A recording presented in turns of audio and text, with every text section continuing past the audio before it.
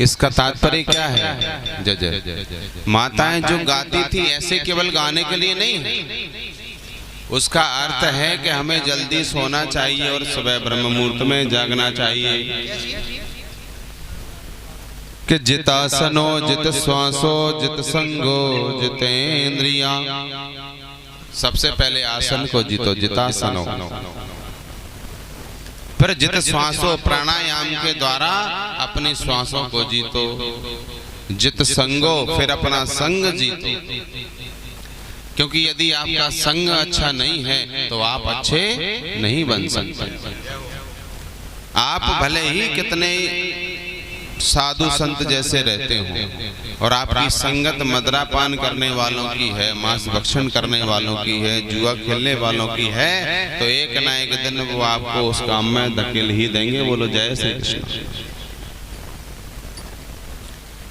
इसलिए क्या करना चाहिए?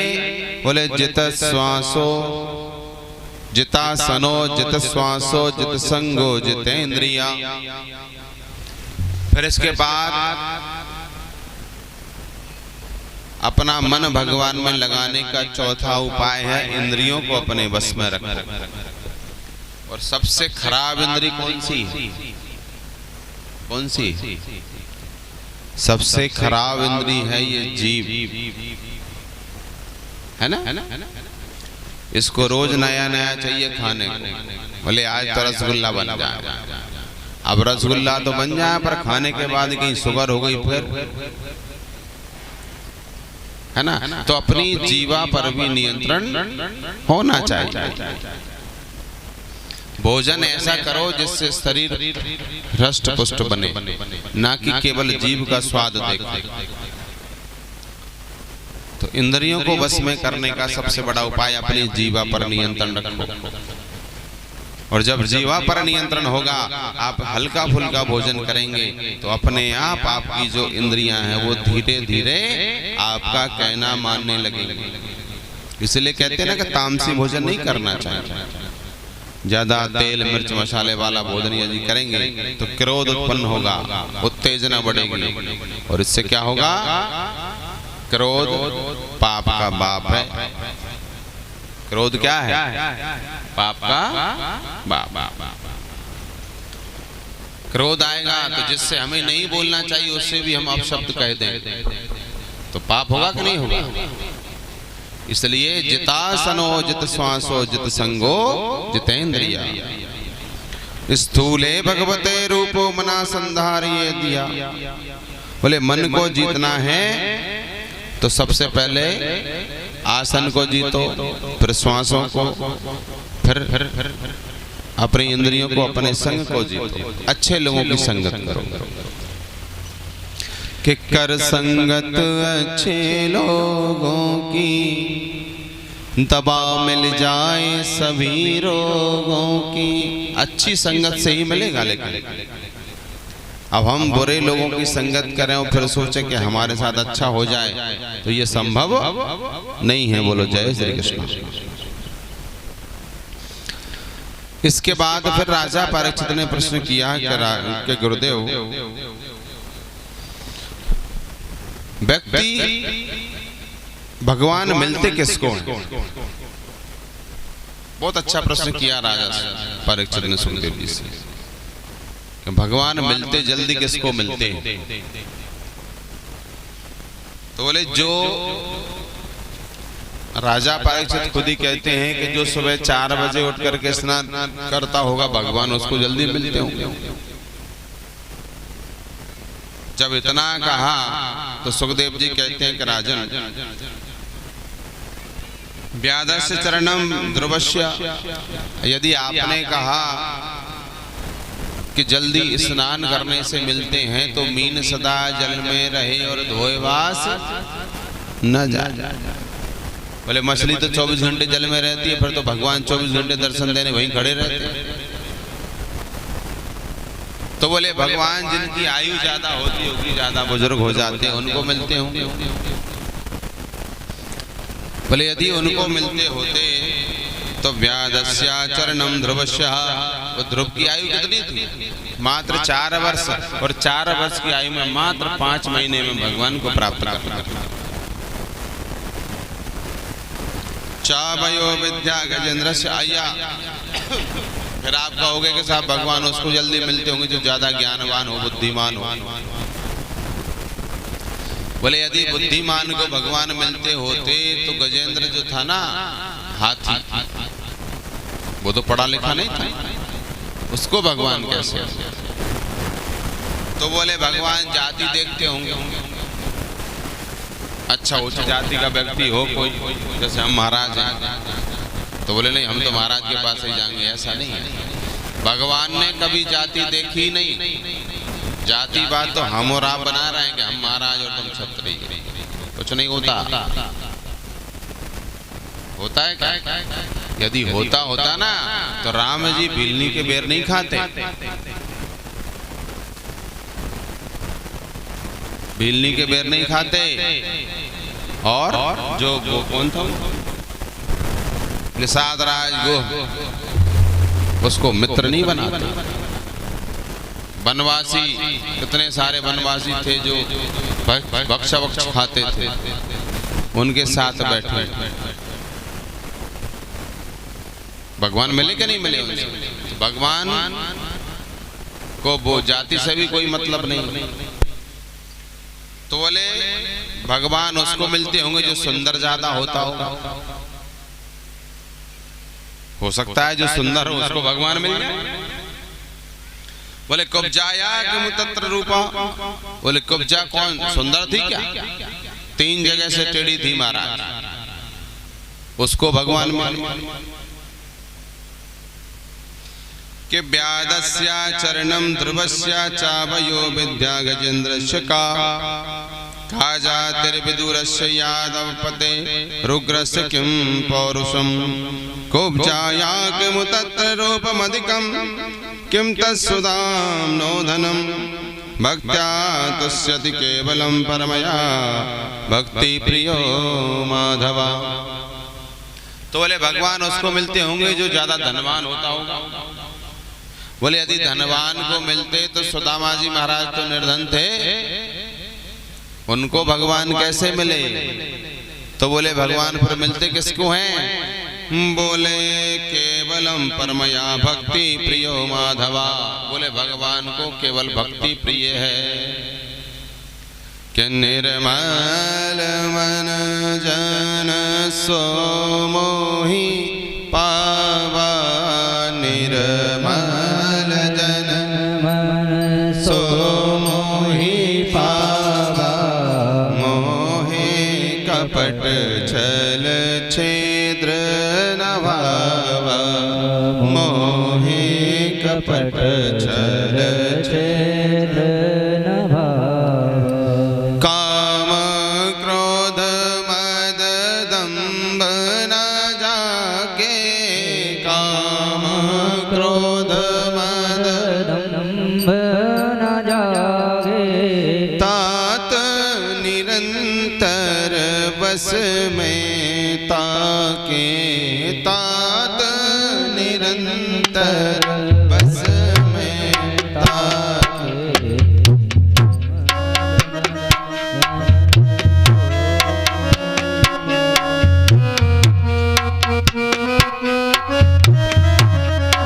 तो भगवान को क्या पसंद है? निर्मल मन जन सो मोही, जिसमें मल ना भरा। मल माने गंदगी। मन यदि साफ, देखिए कोई कक्ष है, कोई कमरा है और उसमें धूल कंकड़ पत्थर सब भरा पड़ा है, तो क्या आप वहां बैठना पसंद करेंगे? बैठेंगे क्या? कब बैठेंगे? जब उसको साफ कर लेंगे, झाड़ लेंगे, तभी बैठेंगे ना। आपने देखा होगा कुत्ता भी जब बैठता है तो झाड़ के बैठता है। कुत्ता भी जब बैठता है तो झाड़ करके बैठता है।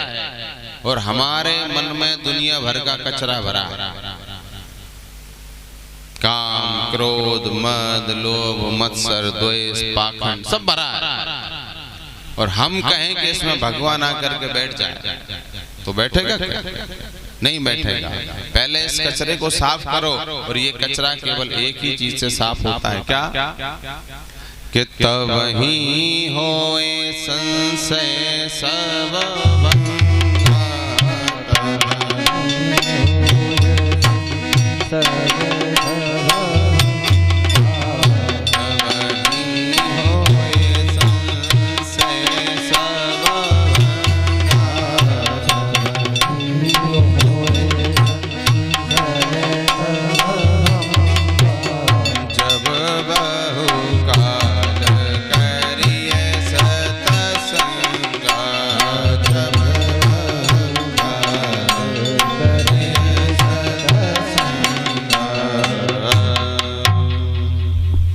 जबई होए संशय सब भंगा। कब? बोले जब बहुकाल करिए सत्संगा।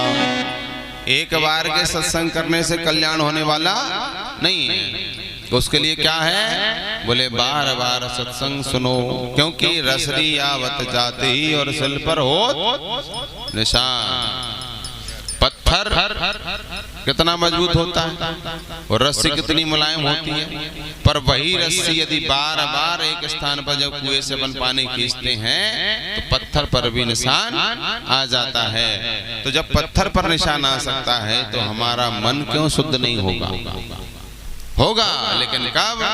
जब बहुकाल करिए सत संगा। जब हम बार बार भगवान की कथा का स्मरण करेंगे, मनन करेंगे, तब हमारे जीवन में भगवान का आगमन होगा। बोलो जय श्री कृष्ण। अब राजा परीक्षित बोले कि भगवान ये बताइए, आपने कहा कि का जाति विदुरस्यः, विदुर को भगवान कैसे मिले, तो ये जो विस्तार से सुनाई, क्योंकि विदुर जी जो हैं वो मेरे जो पितामह हैं उनके काका गुरु काका लगते थे, तो उनके बारे में कुछ विस्तार से सुनाइए, मैं विस्तार से सुनना चाहूंगा। तब राजा परीक्षित को विदुर जी वाला प्रसंग सुनाया कि जिस समय पांडव 12 वर्ष वनवास और 1 वर्ष के अज्ञातवास से निवृत्त होकर के पुनः अयोध्या हस्तिनापुर आ रहे थे, दुर्योधन ने मना कर दिया कि हम कुछ भी इनको नहीं देंगे। तो पांडवों की ओर से शांति दूत बन करके गए हैं श्री कृष्ण। उधर विदुर जी महामंत्री विदुर थे, राजा धृतराष्ट्र से कहते हैं कि राजन, तुम्हारा पुत्र जो है वो किसी काम का नहीं है, आप इसको देश निकाला दे दीजिए, नहीं तो एक ना एक दिन आपको परेशानी में खड़ा कर देगा। इतना कह ही रहे थे कि तब तक दुर्योधन ने सुन लिया। तो दुर्योधन कहता है कि हमारा ही नमक खाता है और हमारा ही तो षड्यंत्र। तुरंत मंत्री पद से बर्खास्त कर दिया। अब महाराज एक बगीचे में रहते हैं विदुर जी अपनी पत्नी विदुरानी के साथ, भगवान का भजन करते हैं। उधर श्री कृष्ण आए हैं शांति दूत बन करके, तो दुर्योधन से कहते हैं, दुर्योधन कहता है कि वासुदेव आप 5 गांव मांग रहे हो और मैं सुई की नोक के बराबर भी जमीन पांडवों को नहीं दूंगा। इतने में जो मामा शकुनी था ना, उसने हाथ दबाया कि भाई जब कोई घर में मेहमान आया थोड़ी उसकी आओ भगत तो कर लो, तो थोड़ा मन की तब हो पाए, और तुम पहले से ही अपनी मन की सुनाने लगे। तो दुर्योधन कहते हैं कि श्री कृष्ण अभी तो बहुत समय है, अभी तो आप आए हो, चलो मेरी माता ने 56 प्रकार के व्यंजन बनाए, आप पहले प्रसादी पाएं, इसके बाद फिर राजपाट की बातें हैं वो तो होती रहेंगी। अब उधर विदुर जी भी देखने गए थे कि श्री कृष्ण आए हैं, द्वारकाधीश आए हैं, तो दर्शन करिए। इतने में श्री कृष्ण कहते हैं कि सुनो दुर्योधन, भोजन 2 स्थिति में किया जाता है। कैसी स्थिति में? कि या तो बहुत तेज भूख लगी हो, जब व्यक्ति भूखा हो तो फिर रूखा सूखा नहीं देखता, वो रूखा सूखा नहीं देखता, और या फिर भोजन कराने वाले का मन इतना सुंदर होना चाहिए कि हम उसके पास पहुंचे और भले ही हम घर से भोजन करके गए, लेकिन जबरदस्ती फिर भी हम एक दो रोटी तो खा ही लेते हैं। ऐसा होता है ना, हम किसी के यहाँ पहुंचे, भले ही घर से भोजन करके गए और नहीं वो तो आपको खाना पड़ेगी, चाहे एक रोटी खाओ। तो प्रेम के बसीभूत होकर के भले ही हमारा पेट भरा है, लेकिन फिर भी आप रोटी खा लें। तो भगवान कहते हैं कि ना तो मैं इतना भूखा हूं कि तुम्हारा भोजन करूं, और ना ही तुम्हारे अंदर मेरे प्रति इतना प्रेम है कि मैं भोजन करने के लिए विवश हो जाऊं। बोलो जय श्री कृष्ण। और मेरा तो वैसे भी निमंत्रण विदुर जी ने किया है। अब जैसे ही विदुर जी ने सुना कि भैया कन्हैया कह रहे हैं कि निमंत्रण किया है, तो विदुर जी वहां से भागे। बोले कन्हैया ने जब कहा है तो आएगा जरूर, बड़ा नटखट है। तो दुर्योधन कहता है कि महाराज जिसने तुम्हारा निमंत्रण किया है उसके खुद के भोजन की व्यवस्था नहीं है, तुमको भोजन कहां से कराएगा। तो श्री कृष्ण कहते हैं कि जब निमंत्रण किया है तो व्यवस्था भी की होगी। अब श्री कृष्ण चले हैं विदुर जी के यहाँ। उधर विदुर जी गए बाजार से बढ़िया सुंदर सुंदर मावा के लड्डू खरीदे हैं। इधर कन्हैया पहले ही विदुर जी से पहले ही विदुरानी के पास आ गए। महाराज विदुरानी जी स्नान कर रही थी, अपने तन पर वस्त्र नहीं था। जैसी आवाज लगाई काकी, और जैसे ही सुना कि कन्हैया आ गए, प्रेम के वशीभूत अपना वो वस्त्र पहनना ही भूल गए। महाराज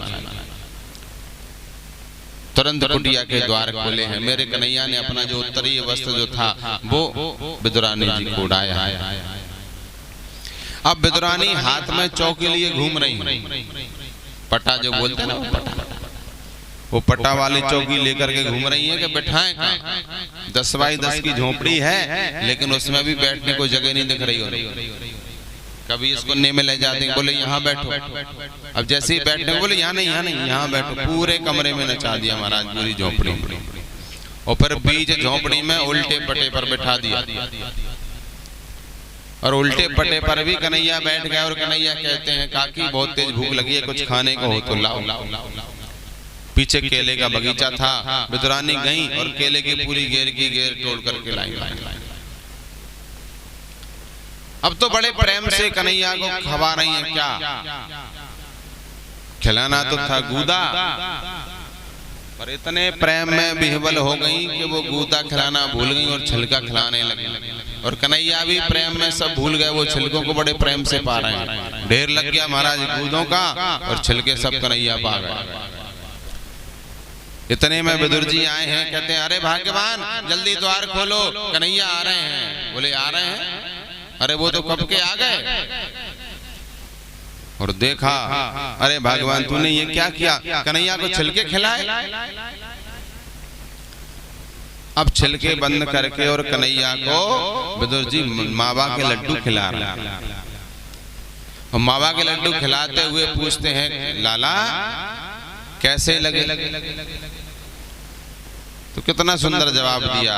बोले काका जो स्वाद इन छिलकों में था ना, वो स्वाद इन मावा के लड्डुओं में नहीं है। कि कैसबरी के विदुर घर और हर जी में 2 बार। भगवान का पेट केवल 2 बार भरा है। कब भरा? अपन भले ही कुछ भी खिलाओ, बढ़िया बना रहे हैं पनीर मटर, भगवान को नहीं चाहिए कि बिना प्रेम रीझे नहीं नटवर नंद किशोर। मीराबाई का प्रसंग आपने सुना होगा। मीराबाई के दादाजी रोज भगवान को भोग लगाते थे। उनकी तबीयत खराब हो गई, तो मीराबाई से कहते हैं कि बेटी आज हम अस्वस्थ हैं, तुम जाकर के और ठाकुर जी को भोग लगाओ। अब ठाकुर जी को भोग लगा रही है मीराबाई, और भगवान से कहते कि भगवान भोग लगाओ पाओ। अब भगवान भोग कैसे लगा? तो कहती है कि सुनो, हो सकता है तुम किसी के सामने नहीं खा रहे हो, तो अरे धावणी और पर्दो कीनो पर्दा कर। बोले अब तो पाओ। शर्म लग रही ना तुम्हें मेरी, तो अब पाओ। जब फिर भी नहीं पाया तो कहती है कि नहीं पाओगे तो पिचक जासी, जो तुम्हारे गाल हैं जो टमाटर जैसे, ये पिचक जाएंगे। और इस बात पर भगवान को हंसी आती। गट गट दूध पिबड़ने लगा, चार भुजाराना। देखिए प्रेम के बसीभूत होकर के, और जितना कटोरा भरा दूध था सारा का सारा कन्हैया पी गए। अब खाली कटोरा तो लिए, पर मन जो है वो भरा है। कटोरा खाली पर मन प्रभु के प्रेम से भरा हुआ है। दादाजी ने पूछी कि बेटा प्रसाद, बोले प्रसाद बचा ही नहीं। बोले क्यों? बोले सब पा गए। अब उन्होंने सोचा कि चलो बच्ची है, पी गई होगी, पी जाने दो।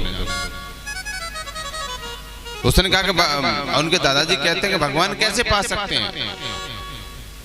बोले कैसे पा सकते हैं? बोले पा गए तो मैं क्या करूं? बोले नहीं तुम झूठ बोलते हो। बोले नहीं तो कहीं जो इसने एक बार पाया दोबारा ही पाएगा? बोले हाँ, जिसने एक बार पाया है वो दोबारा भी पाएगा। तो महाराज दोबारा कटोरा लिए, सब मीराबाई के जितने भी उस समय उनसे जो मिलने आए थे उनके दादाजी से, सबके सब गए, सब बाहर खड़े हैं।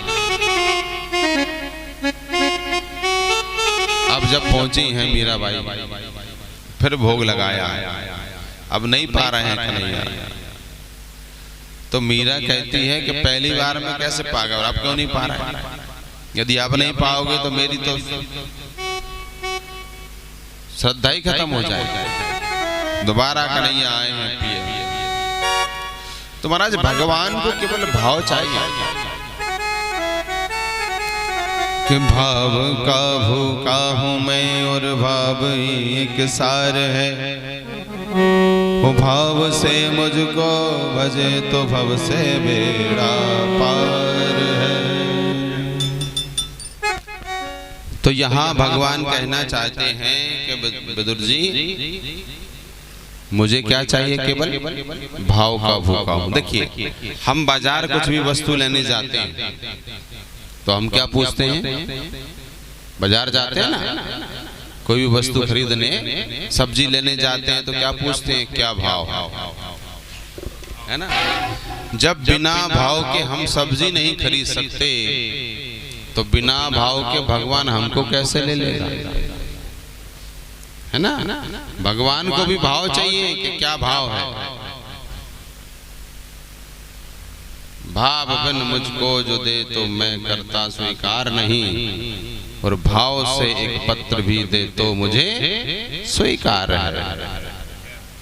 केवल भाव है ना, इसलिए अपना भी भाव है, बिना भाव का कोई नहीं है।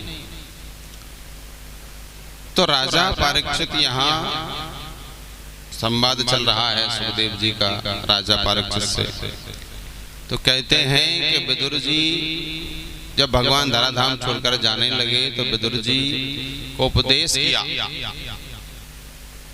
पहले बोल करके गए थे कि जब तुम्हें और लीलाओं की यदि जानकारी चाहिए, लीला सुनना है तो उद्धव जी के पास जाओ। तो यहाँ उद्धव जी से भेंट हुई। उद्धव जी ने कहा कि मैत्रेय जी आपको और विस्तार से कथाएं सुनाएंगे। तो मैत्रेय जी की जब भेंट हुई ना विदुर जी से, तो विदुर जी से कहते हैं, मैत्रेय मुनि कहते हैं सृष्टि के प्रसंग का विस्तार, कि भगवान जब संसार में कुछ नहीं था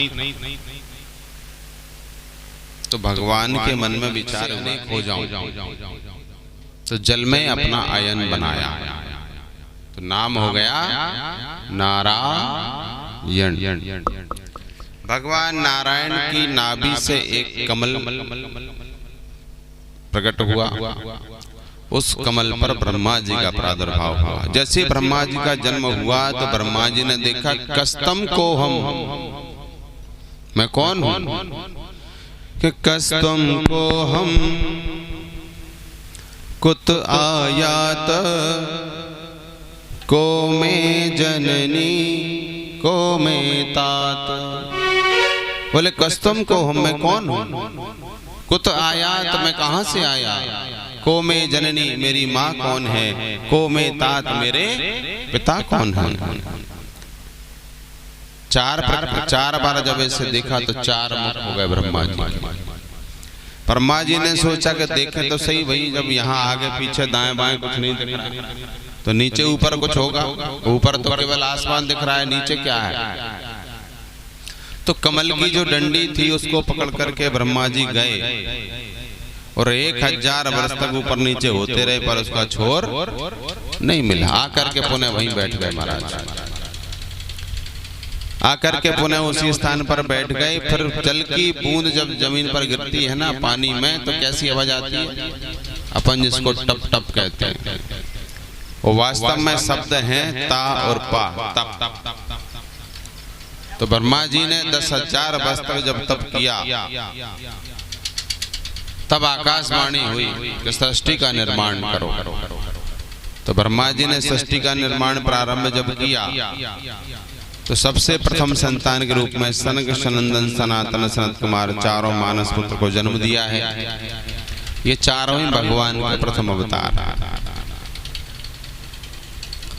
इधर भगवान हरि के 2 द्वारपाल हैं कि द्वारपाल हरि के प्रिय 2,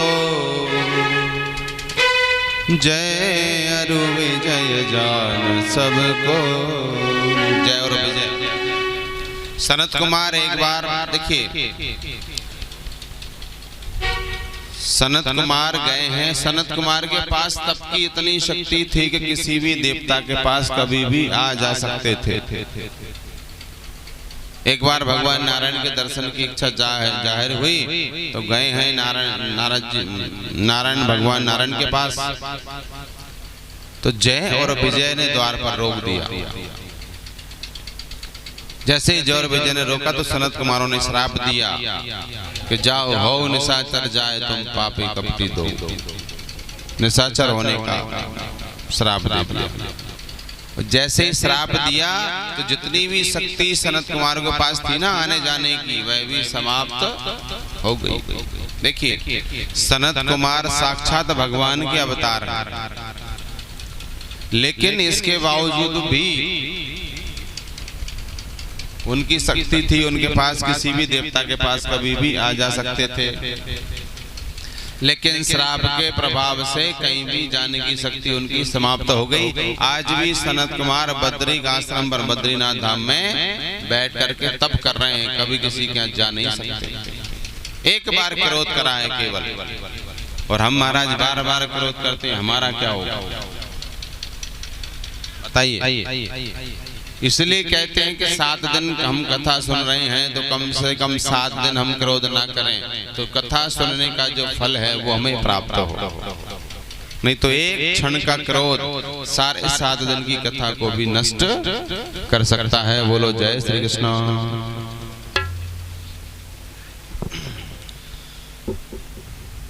तो यहाँ पूछते हैं मैत्रेय जी से विदुर जी कि संसार में जो कुछ भी हम भोगते, तो कहते हैं कि सब व्यक्ति अपने अपने प्रारब्ध के अनुसार अपना जीवन व्यतीत करते हैं, भोगते हैं। तो प्रारब्ध क्या है? बोले हम पीछे क्या गुजर गया उसकी चिंता ना करें, पीछे जो गुजर गया उसकी चिंता मत करो। आगे कल क्या होगा इस बात की भी चिंता मत करो। केवल एक बात याद रखो कि आज का दिन जो हमारा है वह बेकार नहीं जाना चाहिए। यदि आज आपका अच्छा है तो आने वाला कल भी आपका अच्छा ही होगा। आज का दिन ही कल का निर्माण होता है, आज के दिन से। और हम जो बीत गया उसकी सोच रहे हैं तो आज का दिन खराब, और आज के चक्कर में कल का भी खराब हो जाएगा। बोलो जय श्री कृष्ण। इसलिए प्रयास ये करो कि आज का दिन हमारा अच्छा जाना चाहिए। तीसरी बात बोले व्यक्ति को बचाने में परमात्मा, व्यक्ति को बचाने के लिए परमात्मा अवतार क्यों लेते हैं? वेद के आधार पर जो सत्कर्म कर रहा है, आचरण कर रहा है, उस सत्कर्म करने वाले व्यक्तियों को कोई कष्ट पहुंचाता है तो भगवान उसकी रक्षा के लिए अवश्य अवतार लाते हैं। तो इसी प्रकार एक बार की बात है, ऋषि कश्यप की 13 पत्नियां हैं, बड़ी हैं अदिति, बड़ी हैं दिति और सबसे छोटी हैं अदिति। अदिति माने भेद बुद्धि, और भेद बुद्धि जब होती है तो राक्षसों का जन्म होता है। और छोटी हैं दिति, दिति माने अभेद बुद्धि, और जब बुद्धि अभेद हो तो देवताओं का जन्म होता है। तो दैत्यों की माता है दिति और देवताओं की माता है अदिति। एक बार माता दिति के मन में अपने पति से सहवास की कामना जागृत हुई। संध्या बेला थी। ऋषि कश्यप ने बहुत समझाया पर माता दिति नहीं मानी।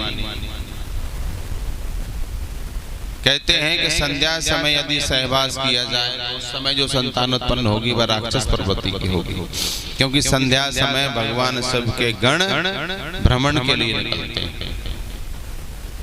वही हुआ। माता दिति जो है तो गर्भ से हुई। ऋषि कश्यप ने श्राप दिया कि जो संतान होगी वह राक्षस प्रवृत्ति की होगी।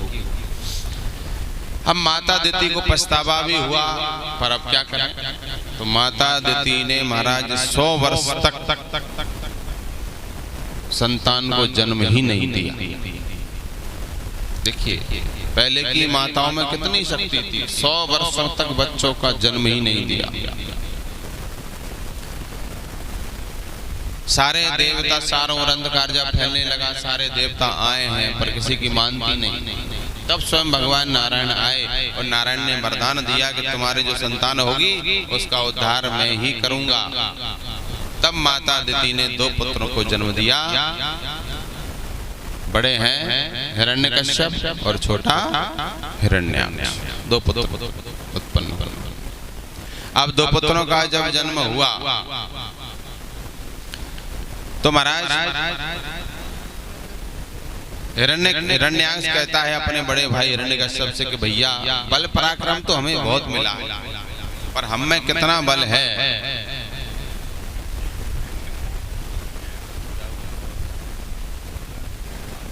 हम में कितना बल है इसकी परीक्षा कैसे हो?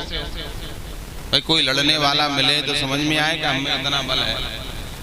उधर भगवान के मानस पुत्र है नारद जी। नारद जी चले आ रहे थे। श्रीमन नारायण नारायण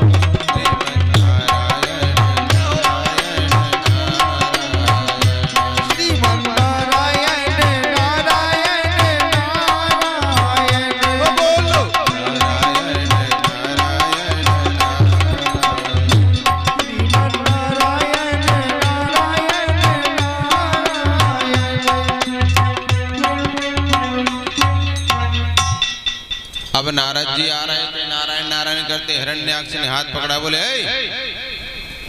कुछ लड़ना भी आता है कि बस ऐसे ही नारायण नारायण रट लगा रखी है? अब नारद जी तो कब कपाए भैया, नारद जी कहाँ लड़ना? तो बोले महाराज मुझे तो लड़ना नहीं आता। बोले कोई और दूसरा लड़ने वाला हो। उसी समय पृथ्वी जलमग्न थी महाराज, प्रलय काल का समय चल रहा था। तो ब्रह्मा जी की नासिका से 12 भगवान का प्रादुर्भाव हुआ। बोले 12 भगवान की। 12 भगवान का प्रादुर्भाव हुआ।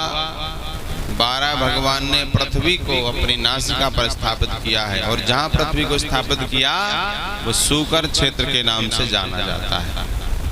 अपनी भाषा में जिसे सोरोजी कहते हैं, सोरोजी कहते हैं, वो सूकर क्षेत्र है। वहाँ जो कुंड है, उस कुंड में कहते हैं कि अस्थियां यदि डाल दी जाएं तो गल जाती हैं, उनका विसर्जन पूर्णतः हो जाता है। स्वयं 12 भगवान ने अपनी नासिका से उस कुंड का निर्माण किया। क्षेत्र जो है तो महाराज 12 भगवान पृथ्वी को अपनी नासिका पर रख करके ला रहे थे कि उसी समय हिरण्याक्ष ने उनको आवाज लगाई। तो भगवान ने पहले तो पृथ्वी माता को स्थापित किया और एक घूसा मारा है हिरण्याक्ष में, और एक ही घूसा में ही हिरण्याक्षी गोविंदाय नमो नमः, एक ही घूसा में उसका उद्धार हो गया। सारे देवता पुष्प वृष्टि करने लगे हैं। अब जब पृथ्वी माता को जब स्थापित किया ना, तो पृथ्वी माता जब अपनी नासिका पर रखकर जा रहे थे तो रास्ते में देखा कि वृंदावन धाम पर। तो पृथ्वी माता कहती है प्रभु से कि बोले प्रभु, जब मैं जलमग्न थी तो ये कौन सी जगह है? तो बोले ये वृंदावन है। बोले मैं जलमग्न हुई तो ये नहीं हुआ। तो भगवान कहते हैं कि ये मेरा घर है, और मेरा घर यदि जलमग्न हो जाएगा तो फिर होगा क्या? क्यों? क्योंकि वृंदावन धाम अपार, भजे जा राधे राधे।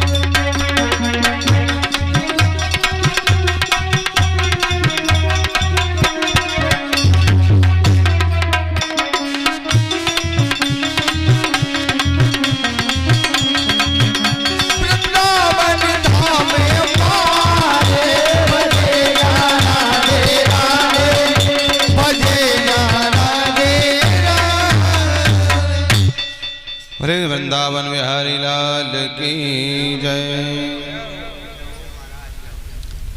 आगे फिर कहते हैं कि जब सप्तर्षियों का जब प्राकट्य हुआ है, ब्रह्मा जी के मानस पुत्र सप्तर्षि जब प्रकट हुए तो उन्होंने सृष्टि का विस्तार करने से मना कर दिया। अब सृष्टि का विस्तार कैसे हो? तो भगवान ब्रह्मा जी को क्रोध आया। क्रोध आया है तो नेत्र से, नेत्र में जो मैल होता है ना, उससे रुद्र का अवतार हुआ। रुद्र से कहा कि आप सृष्टि का निर्माण करो। बोले ठीक है। तो भगवान रुद्र ने क्या करा? सांप, बिच्छू, दतैया, भूत, प्रेत ये सब बनाए और वो सब जब सृष्टि को जो बनाई थी ब्रह्मा जी ने उसको खाने लग गए। ब्रह्मा जी ने उनको रोका कि भाई इसके लिए थोड़ी कहा था आपसे, बंद हो जाओ। बोले ठीक है। कैलाश पर्वत पर भेज दिया तप करने के लिए। फिर ब्रह्मा जी ने तप किया है। ब्रह्मा जी ने जब तप किया तो ब्रह्मा जी के दो भाग हो गए महाराज। दाहिने भाग से महाराज मनु और बाम भाग से देवी शतरूपा का जन्म हुआ। यहाँ से मैथुन सृष्टि प्रारंभ हुई। महाराज मनु के नाम से हम मनुष्य कहलाए। यहाँ से जब मैथुन सृष्टि प्रारंभ हुई तो सर्वप्रथम महाराज मनु के 2 पुत्र और 3 पुत्रियों का जन्म हुआ, प्रियव्रत और उत्तानपाद। देखिए, यथा नाम तथो गुणा। आजकल हम कुछ भी अपने संतान का नाम रख देते हैं, बबलू, पपलू, टप्पू नहीं रख देते। मेरा भी नाम है बबलू। तो लेकिन नाम का भी बड़ा महत्व है महाराज। प्रिय व्रत, प्रिय माने होता है अच्छा और व्रत माने होता है संकल्प। जिसने अपने जीवन में अच्छा संकल्प लिया उसका नाम प्रिय व्रत। उत्तानपाद, जिसका समाज में पद ऊंचा हो वह उत्तानपाद। समाज में जिसकी पूछ परख हो, समाज में जिसकी वैल्यू हो, वह कौन है? उत्तानपाद। 3 पुत्रियों का जन्म हुआ, आकुति, देवहूति और प्रसूति। तो आकुति नाम की जो कन्या है उनका विवाह रुचि प्रजापति के साथ संपन्न हुआ। देवहूति नाम की जो कन्या है वो ऋषि कर्दम को ब्याही गई। और प्रसूति नाम की जो कन्या है उनका विवाह दक्ष प्रजापति के साथ संपन्न हुआ। यहाँ ऋषि कर्दम के साथ जो विवाह हुआ उस पर थोड़ा सा प्रकाश डालेंगे। सभी बड़े ध्यान से श्रवण करेंगे। करदम, दम माने होता है दमन करना और कर माने होता है इंद्रियां। जिसने अपनी इंद्रियों का दमन कर दिया हो वह कौन है? करदम। ऋषि कर्दम तप करते सारा जीवन तप करने में व्यतीत कर दिया। बुढ़ापा जब आया और बुढ़ापे में देखा उन्होंने एक पेड़ पर बैठे पक्षी को, और उसको देख करके मन में काम वासना जागृत हुई। कब जागृत हुई? बुढ़ापा। अब देखिए, एक दृष्टांत मुझे यहाँ याद आया। एक संत जी थे और एक छोटी सी बालिका थी जो नित्य बकरी, भेड़ बकरी चराने पहाड़ पर जाती थी। और उस पहाड़ को पार करके वह संत जी स्नान करने उस पार जाते थे। वह छोटी सी बालिका उस संत जी से एक प्रश्न पूछती कि गुरुदेव ये बताइए कि आप अच्छे कि हम अच्छे? तो संत जी कहते कि समय आने पर बताएंगे। आखिर वह बच्ची बड़ी हो गई, विवाह हो गया, उसके भी बच्चे हो गए, पर वो उसका नियम वही था, बकरी चराना। और संत जी रोज उनको उस पार जाना ही था, लेकिन उसका प्रश्न भी वही था। और रोज जवाब में संत जी वही कहते थे कि समय आने पर बताएंगे। आज जब संत जी का अंतिम समय आया है, चारपाई पर लेटे हुए हैं, मृत्यु के अंतिम क्षणों में उन्होंने उस स्त्री को याद किया। अपने शिष्यों से कहा कि जाओ, जो स्त्री वहां भेड़ बकरी चराती है उसको बुला करके। तो शिष्य तो विचार करने लगे कि बताइए, बुढ़ापे में जाकर के और एक स्त्री को बुला रहे हैं। उस स्त्री को बुलाया, क्योंकि पहले तो बच्ची थी वो, अब वो स्त्री हो गई, उसको बुलाया और उसको बुला करके आज संत जी स्वयं कहते हैं कि बेटी हम अच्छे। तो स्त्री ने कहा कि महाराज जो जवाब आपने आज दिया ये आप उस दिन भी दे सकते, फिर आपने उस दिन क्यों नहीं दिया? बोले उस दिन मैंने इसलिए नहीं दिया कि न जाने कब मन बिगड़ जाए, न जाने कब मन बिगड़ जाए, इंद्रियों का भरोसा क्या। आज जब मैं मरने को हूं, अब मुझे पता है कि अब मैं मेरा कुछ हो नहीं सकता और अब मेरी इंद्रियां मेरे बस में हैं, इसलिए आज मैं कहता हूं कि हम अच्छे। ऋषि कर्दम की आयु है 10,000 वर्ष और 10,000 वर्ष के बाद मन में काम वासना जागृत हुई कि हम भी विवाह करते, हमारे भी बच्चे होते, हम कहां तप में लगे रहे। फिर तप करने बैठे ऋषि कर्दम, 1000 वर्ष तक तप किया। तप के प्रभाव से भगवान प्रकट हुए, भगवान ने वरदान दिया। ऋषि कर्दम मांगो, क्या वरदान मांगते? बोले भगवान आपके दर्शन हो गए तब कुछ नहीं चाहिए। बोले तब तो तुमने विवाह करने के लिए किया था, मैंने तो तुम्हारा संबंध भी तय कर दिया। बोले किससे? महाराज मनु की पुत्री से। तो बोले प्रभु यदि आप संतान रूप में प्रकट हो, आप यदि मेरे घर संतान बन के आते हैं तो मैं विवाह करूंगा। बोले तथास्तु। अब यहाँ लोभ क्या हो गया कि विवाह तो होगा पर संतान के रूप में हमारे घर में भगवान पधारेंगे, इससे अच्छा और क्या होगा। प्रातः कालीन बेला में महाराज मनु और शत्रुपा के साथ अपनी पुत्री देवहूति को लेकर के आए। ऋषि कर्दम की 4x4 की जगह केवल इतनी ठीक है कि वो बैठ करके भजन करते हैं। बाकी जितनी बड़ी कुटिया है ना, उसमें सांप भी डोल रहे हैं, बिच्छू भी डोल रहे हैं, चूहा भी उसी में चिड़ियों में अपना घोंसला बना रखा है। ऋषि कर्दम के यहाँ जब पहुंचे हैं तो ऋषि कर्दम ने 3 आसन बिछाए। एक आसन महाराज मनु के लिए, एक देवी शत्रुपा के लिए और एक देवहूति के लिए। तो महाराज मनु बैठ गए, देवी शत्रुपा बैठ गई, पर जो देवहूति थी वो उस आसन पर नहीं बैठी। क्यों नहीं बैठी? क्योंकि वो ये जानती हैं कि इनसे मेरा विवाह होने वाला है और पति आसन बिछाए तो पत्नी को नहीं बैठना चाहिए, नहीं तो पाप की भागी होती। नियम ये है कि पत्नी आसन बिछाए और पति बैठे, ये तो तर्क संगत है। और यदि पति आसन बिछाए और पत्नी आकर के बैठ जाए, आजकल तो यही पहले हो रहा महाराज, पत्नी आसन बिछाए पति उस पर बैठे, ये ठीक है। तो यहाँ महाराज मनु से भी वही प्रश्न किया है ऋषि कर्दम ने कि मैं विवाह तो करूंगा पर एक पुत्र होते ही मैं वन को चला जाऊंगा। बोले ठीक है। अब विवाह संपन्न हुआ है, विवाह के बाद महाराज मनु चले गए। अब माता देवहूति हैं और ऋषि कर्दम अपनी कुटिया में अंदर लेकर के आए हैं। कुटिया को देख करके देवी माता देवहूति कहती हैं कि स्वामी ये सब क्या है? देखिए उनके तप का इतना प्रभाव था कि शेर और हिरण एक साथ उस सरोवर में जल पीते हैं, चूहा और सांप एक साथ बिल में रहते हैं।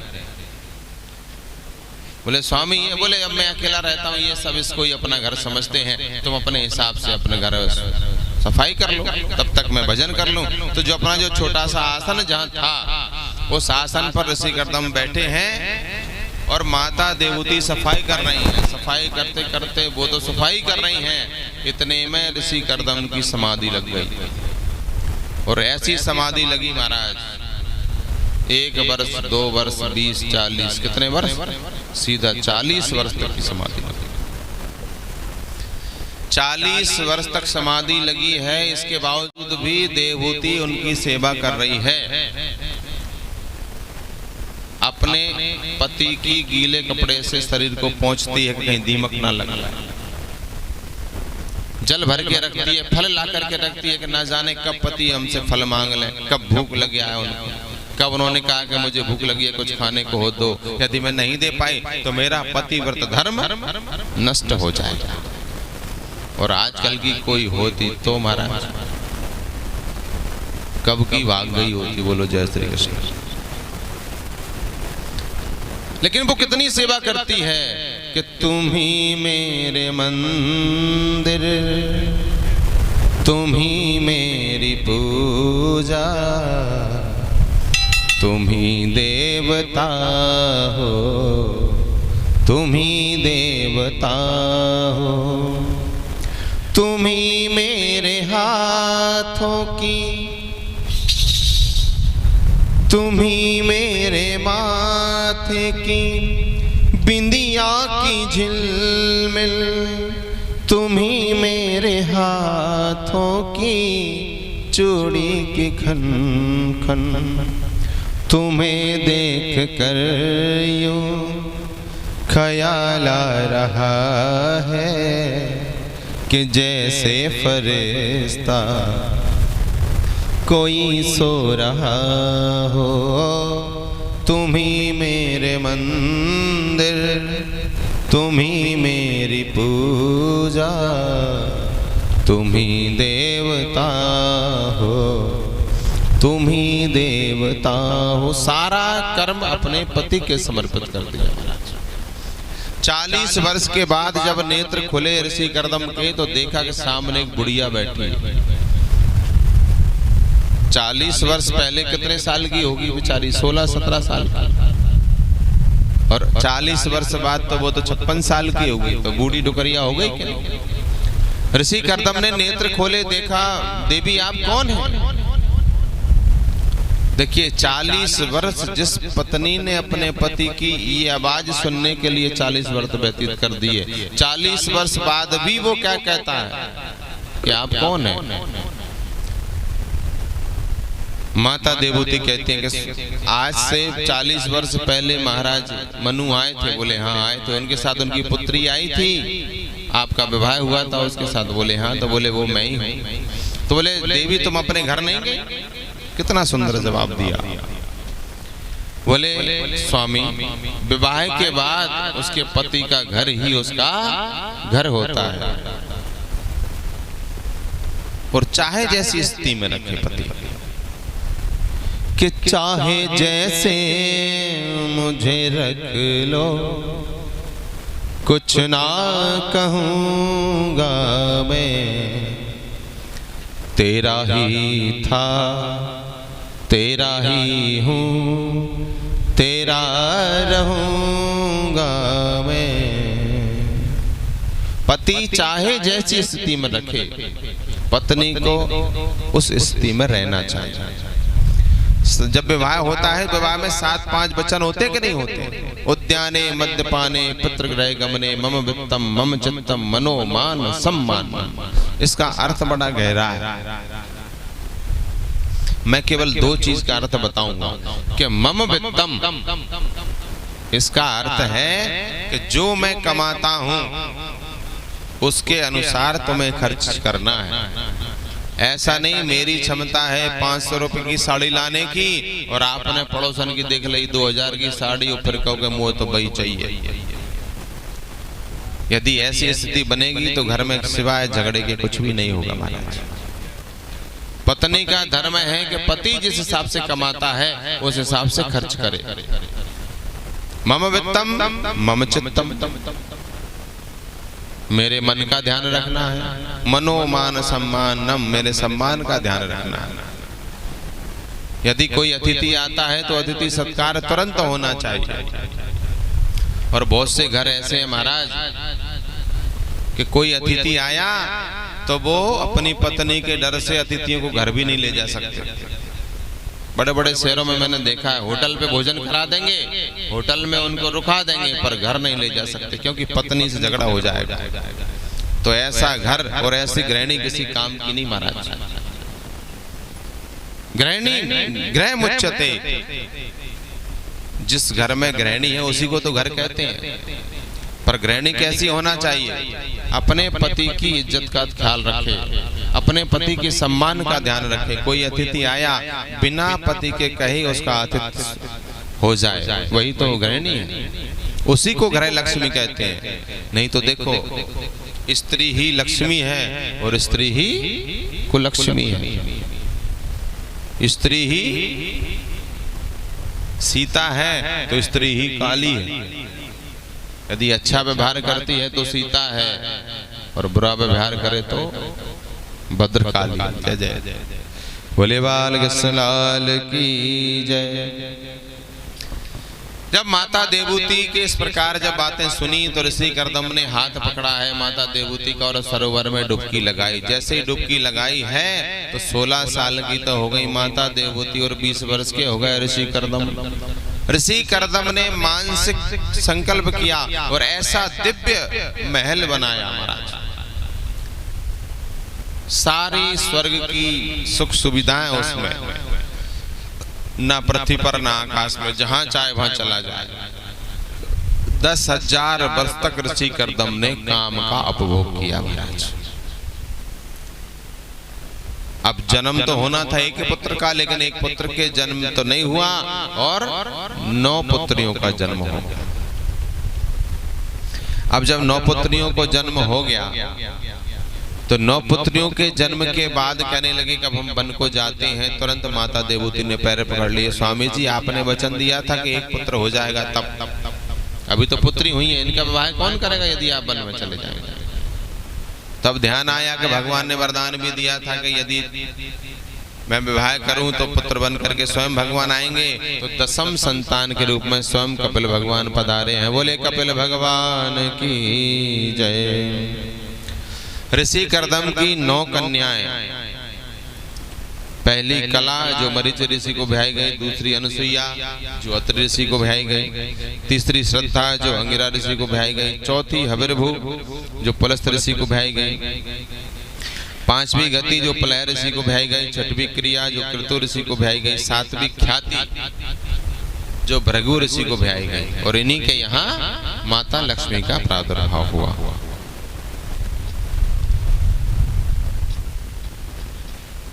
फिर माता अरुंधति जिनका वशिष्ठ जी के साथ विवाह हुआ, और नबी शांति जो अथर्वा ऋषि के साथ उनका विवाह संपन्न हुआ। अब भगवान कपिल का जब जैसे ही जन्म हुआ है तो जन्म लेते ही ऋषि कर्दम तो वन की ओर चले जाते हैं। आज भगवान कपिल 5 वर्ष के हुए हैं। 5 वर्ष के भगवान कपिल हुए हैं। माता देवूती ने अपने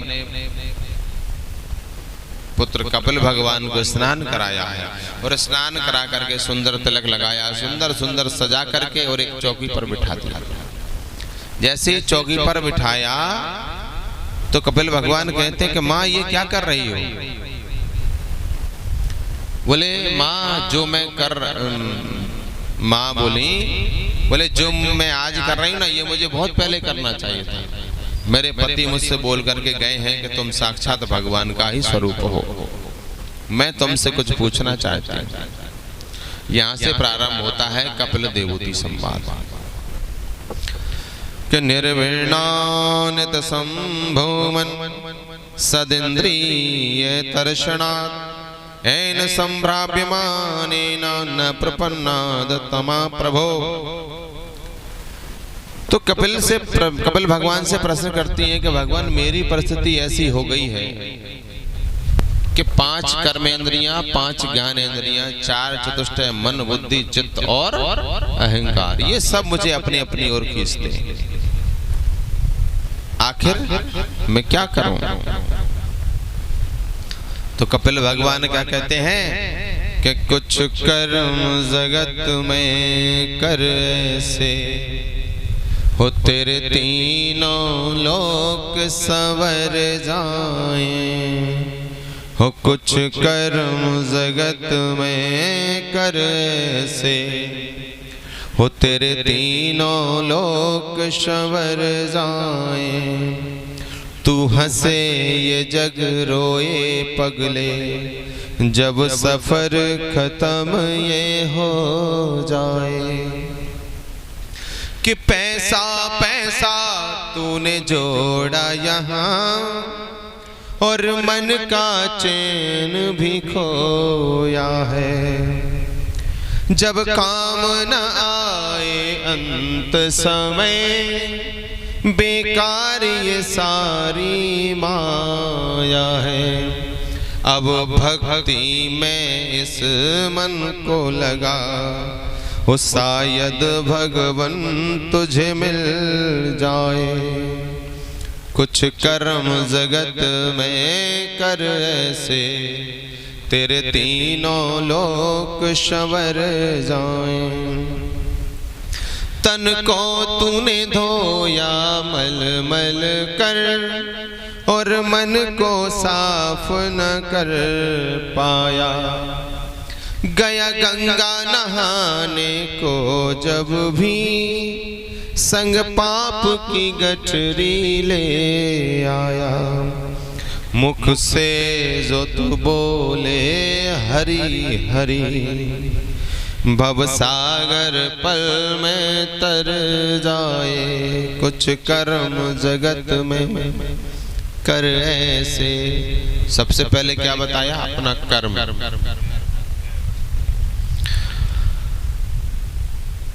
पहला प्रश्न बोले इंद्रियां मुझे अपनी ओर खींच रही हैं, मैं क्या करूं। दूसरा प्रश्न,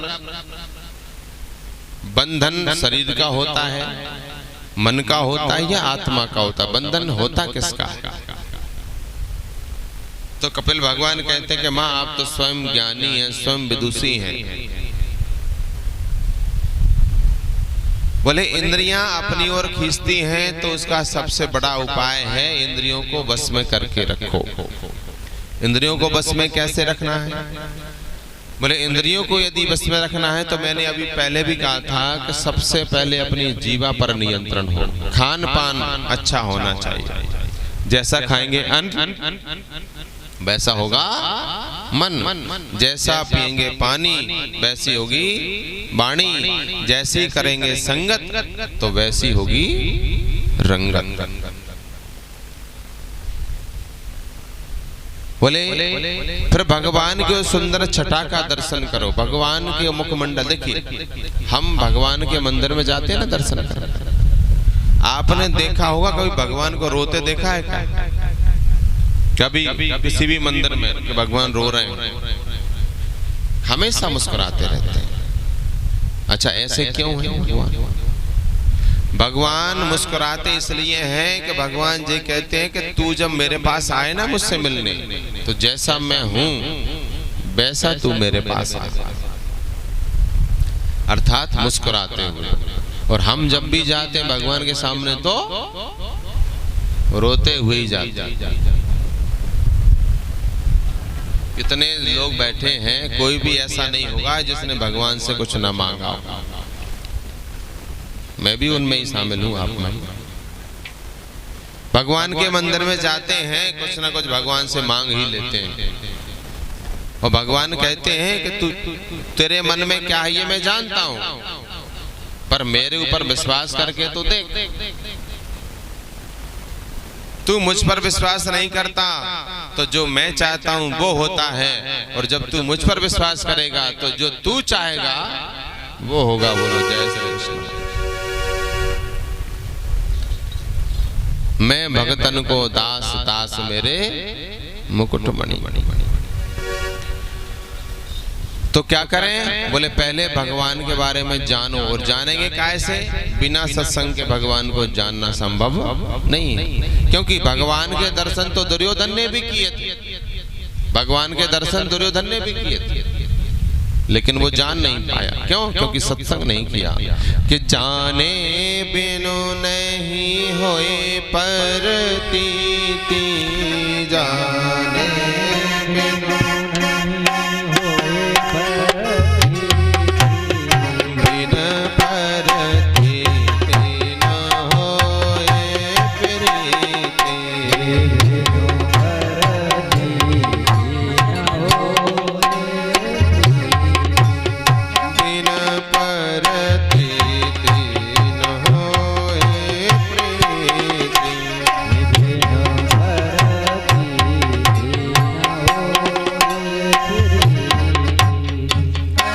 भले पहले भगवान के बारे में जानो। जब तक जानोगे नहीं तो मानोगे कैसे? फिर कहते हैं कि भगवान में मन लगे उसके लिए क्या करना चाहिए? तो यहाँ कपिल भगवान कहते हैं कि अहम सर्वेषु भूतेषु भूतात्मा अवस्थिता सदा तब वज्ञाय मामर्त्या कुरुतेर्वाणि विडम्बनम्। बोले सब में मेरा ही दर्शन करो। भगवान क्या कहते हैं? सिया राम मैं सब जग जानी करहूं प्रणाम जोरी जुग पानी। ऐसे गुरुजी अपने शिष्यों को सिखा रहे थे कि सब में ब्रह्म है, ब्रह्म राम ब्रह्म व्यापक जग जाना। तो शिष्य जो था उसने सुन लिया कि भाई सब में ब्रह्म है, मुझ में ब्रह्म है, तो सब में ब्रह्म है। अब शिष्य गुरुजी के यहाँ से शिक्षा लेकर के निकला था कि सब में ब्रह्म है, और सामने से एक हाथी पागल आ रहा था, पागल हाथी। उस पर बैठा हुआ था महावत, और महावत सबसे कह रहा था कि हट जाओ, हाथी पागल हो गया, हट जाओ, सब रास्ता खाली करो। तो सबने रास्ता खाली कर दिया, पर वो गुरुजी के यहाँ से पढ़ के आया था, वो कैसे हट जाए?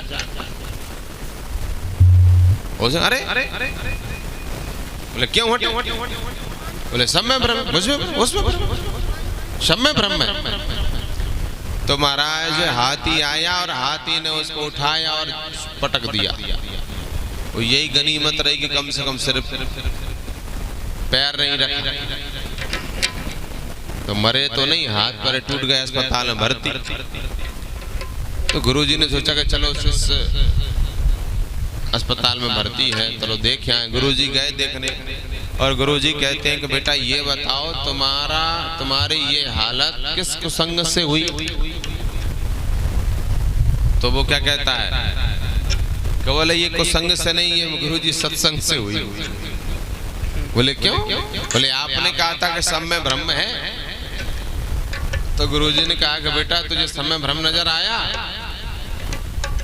बोले हाँ, तभी तो मेरे साथ ये हुआ। बोले नहीं, तुम्हें हाथी में ब्रह्म नजर आया, पर हाथी के ऊपर जो महावत बैठा था उसमें ब्रह्म नजर नहीं आया, क्योंकि वो क्या कह रहा था कि हट जाइए सामने से, हाथी पागल है। जब एक ब्रह्म ने दूसरे ब्रह्म की नहीं मानी तो तीसरे ब्रह्म ने उसको पटक दिया। कहने का भाव हम सिया राम में सब जग जानी कहते तो हैं, पर मानते नहीं है। माताओं को देखो, दूध भर के देंगी अपने बेटे को, पूरा भर के देंगी मलाई डाल के, और यदि देरानी जिठानी को है तो मलाई न डालेंगे। गलत कह रहा हूं? सही बात है ना? अपना बेटा है तो उसको मलाई डाल के, और कहीं पड़ोसी का है या अपनी देरानी जिठानी का है तो उसी में भी बेईमानी कर ही देंगे। बोलो जय श्री कृष्ण। और इसी वजह से आगे नहीं बढ़ पाते हैं। जब हम कहते हैं कि सिया राम मैं सब जग जानी, तो सबको मानो भी तो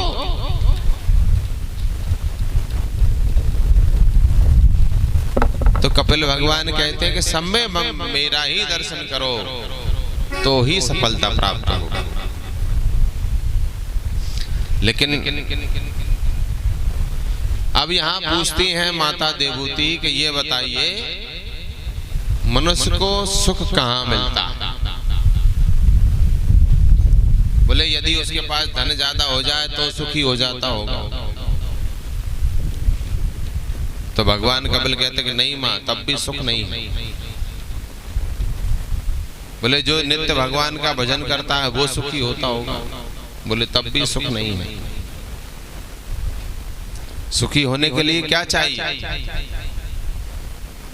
सुखी होने के लिए मन भगवान में लगना चाहिए। केवल भजन करने बैठे और मन कहीं और जा रहा है, ऐसा नहीं कि भजन का लाभ नहीं मिलेगा, मिलेगा, और उतना नहीं मिलेगा जितना मन लगा करके करने से प्राप्त होगा। तो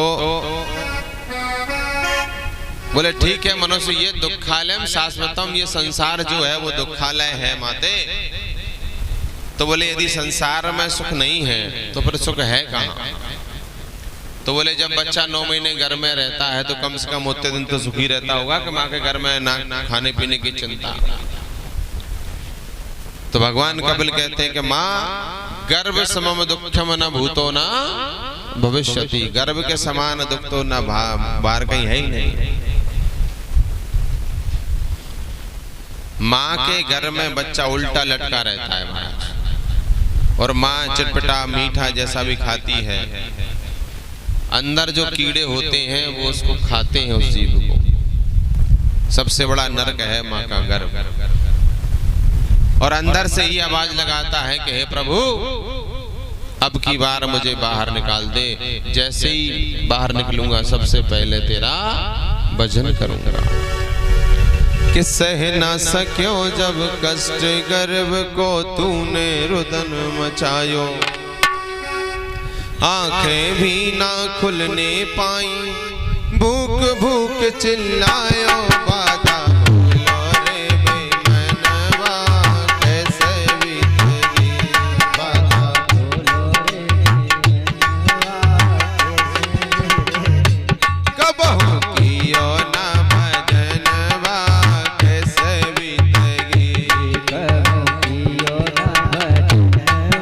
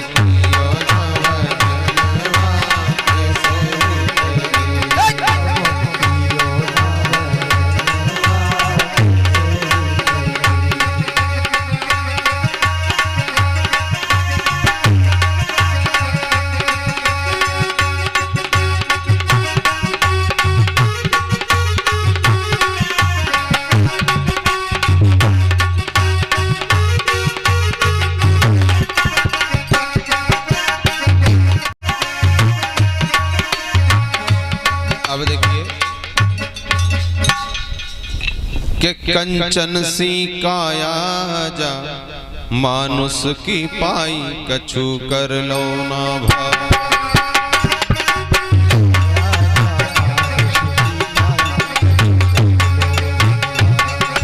कंचन सी काया जा मानुष की पाई, कछु कर लो ना भाई।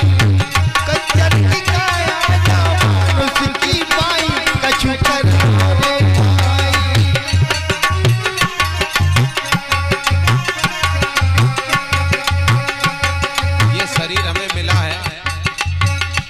जैसी काया हमें प्राप्त हुई, लेकिन जब जन्म हुआ कि जन्म मानुष के पाए, गोदी मात ने खिलाए, दो पिता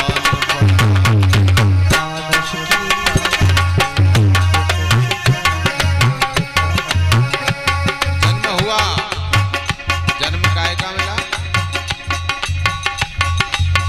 कि जन्म मानुष को पाए, गोदी मात ने खिलाए, दो पिता ने पढ़ाए।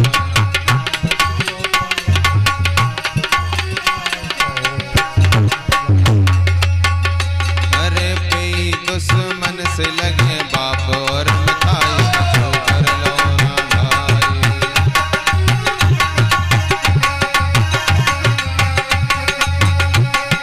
बे दुश्मन से लगे बाप और मिठाई, कछु कर लो ना भाई।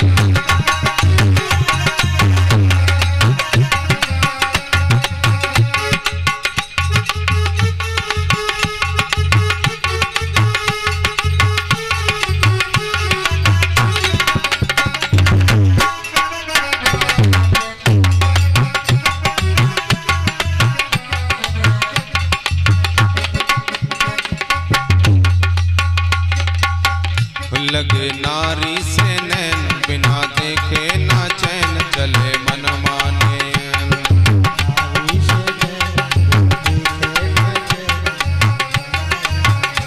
अब जब जवान हो गए, विवाह हो गया, तो क्या हुआ कि लगे नारी से नैन, बिना देखे ना चैन, चले मन माने।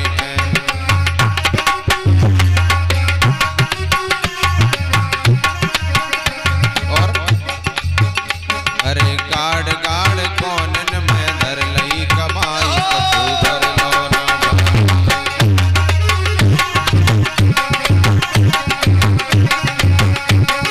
गाड़ गाड़ कोनन में धर लई कमाई कछु धर लो ना भाई।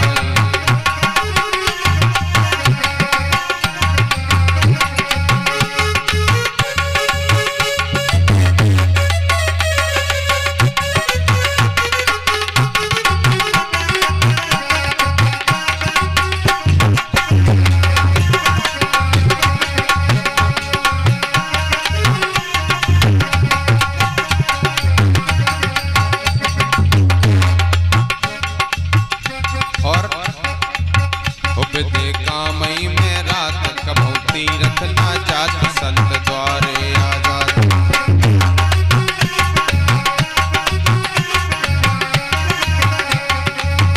उपदे कामई में रात कभू तीरथ ना जात संत द्वारे आजाद।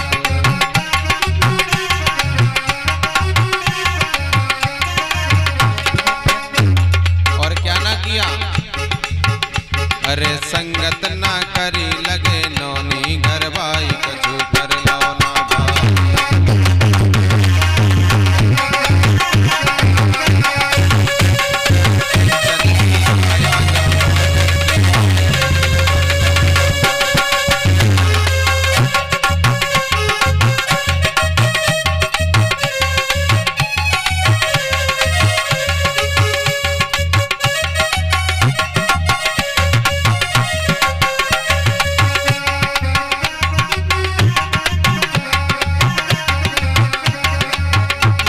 इसलिए अब जब बुढ़ापा जब आ गया तो कभी क्या कहता है कि समय सा जो कट जात मान मन हर जा भात काल कर दे है हाथ।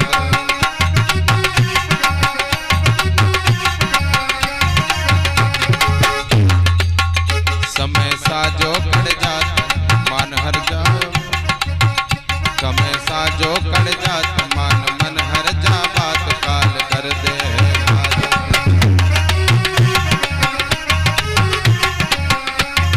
इसलिए अरे छलिया भज राम नाम हो जाए भलाई कछु कर लो ना भाई।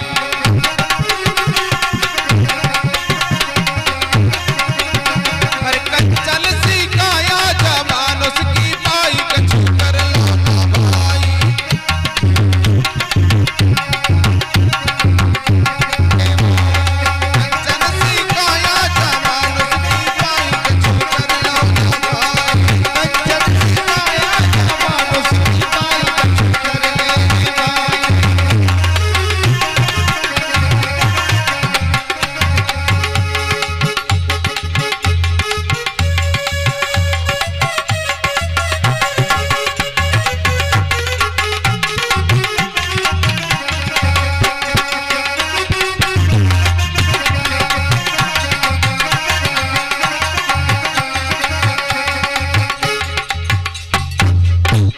अरे कंचन सी काया जमानुष की पाई कछु कर लो ना भाई। कंचन सी, ये शरीर हमें मिला है, कैसा मिला? कंचन माने होता है सोना, सोने से भी ज्यादा अनमोल है। आपको कोई 5 किलो सोना दे और कहे कि भाई एक हाथ हमें दे दो, तो भी आप नहीं दोगे, भले ही कितने ही गरीब हो। 5 किलो सोने के बदले में एक हाथ नहीं दे सकते। तो कितना अनमोल शरीर हमको मिला है। और फिर भी यदि हम इसका कुछ नहीं कर पाए तो महाराज आवे तो हम मनुष्य बन गए यही बहुत है। अब आगे जाने का बनेगा, है ना? इल्ली बनेंगे कि बिल्ली बनेंगे। इसलिए कम। अच्छा देखिए, रक्षाबंधन के बाद दूसरा दिन क्या आता है? कौन सा त्योहार मनाते हैं? दूसरे दिन, रक्षाबंधन के दूसरे दिन भुजरिया। और भुजरिया जब बदलते हैं तो क्या कहते हैं? भैया के भैया आ गया, भैया के भैया बने रहियो। इसका तात्पर्य है कि हम मनुष्य बने हैं, देवता ना बन सके। कोई बात नहीं, पर कम से कम मनुष्य के मनुष्य ही बने रहे महाराज। रोज जब मनुष्य के मनुष्य बनना है तो कुछ तो कर्म करना पड़ेगा। बोलो जय श्री कृष्णा। तो महाराज गर्भ समम दुःखम न भूतो न भविष्यति, गर्भ में तो बड़ा दुख है। तो बोले सुखी है कौन? बोले दीन कहे धनवान सुखी, धनवान कहे सुख राजा के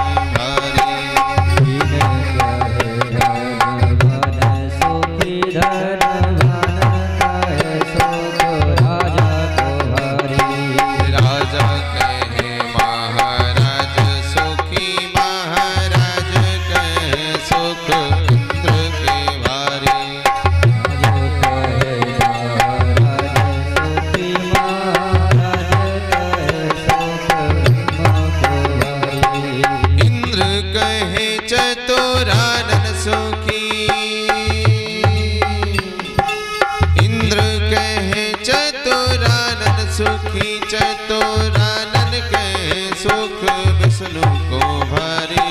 तुलसीदास विचार कहे हरि नाम बिना सब जीव दुख। तो भगवान कपिल कहते हैं कि माँ सुख तो घर में भी नहीं है, और गर्भ से बाहर आया तो भी सुख नहीं है। थोड़ा और बड़ा हुआ तो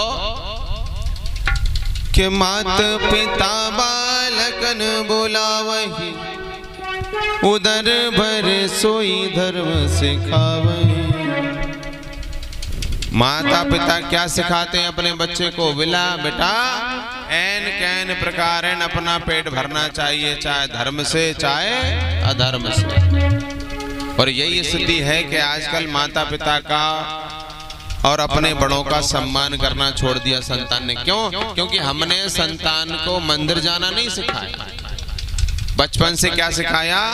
बोले अच्छे पढ़ो बेटा, कलेक्टर बनना है। ये कभी किसी ने नहीं कहा कि बेटा इंसान बनना है। कलेक्टर बन सकता है व्यक्ति, पर इंसान बनना बड़ा कठिन है महाराज। क्योंकि ये इंसान बनने की शिक्षा किसी विद्यालय में नहीं मिलती, केवल सत्संग में मिलती है। सत्संग, सत्संग क्या कि त्याग विषय रस रंगा, करो रे मन सत्संगा।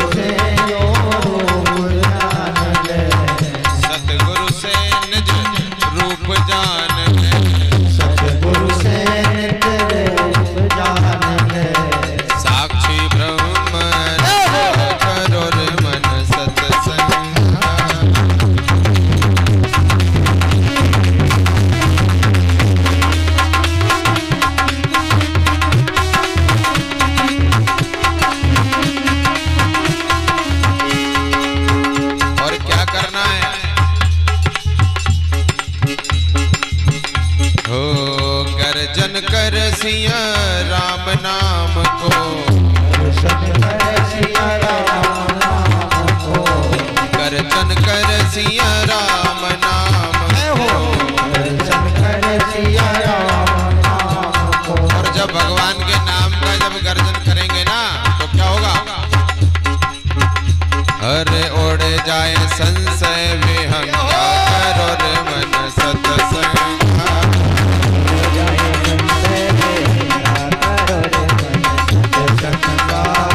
त्याग विषय रस रंगा, करो रे मन सत्संगा,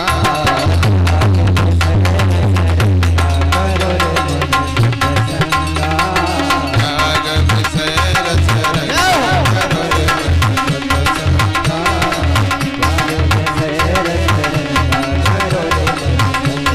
त्याग विषय रस रंगा, करो रे मन सत्संगा,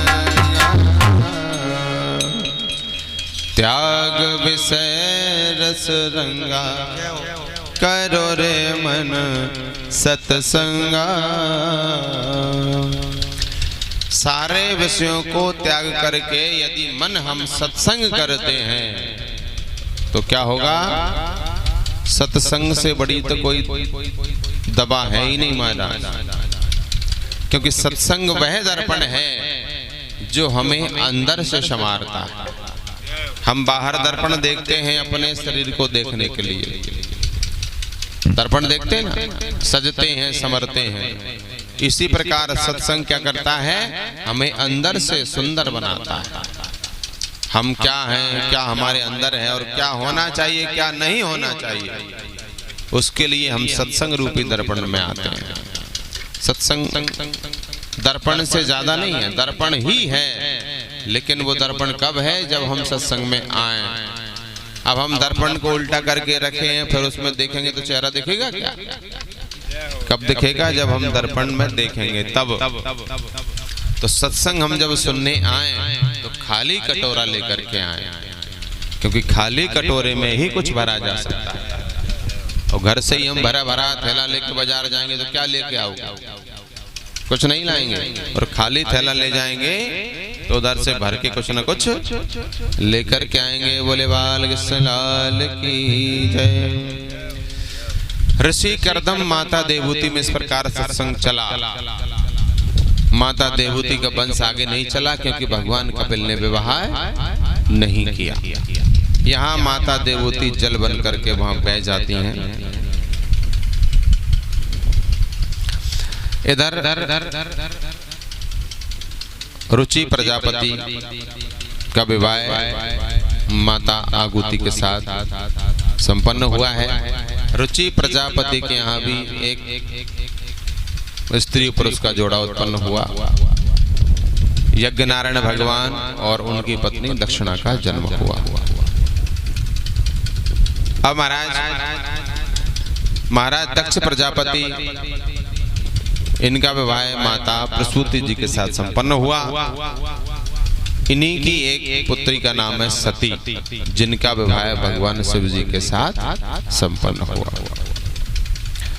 कि अजब है भोलेनाथ ये दरबार तुम्हारा, दरबार तुम्हारा।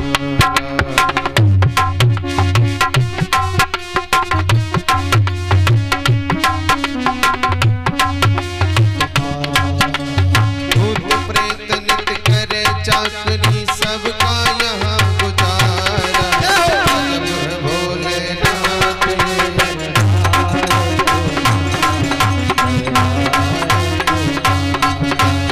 अजब है भोलेनाथ ये दरबार तुम्हारा, दरबार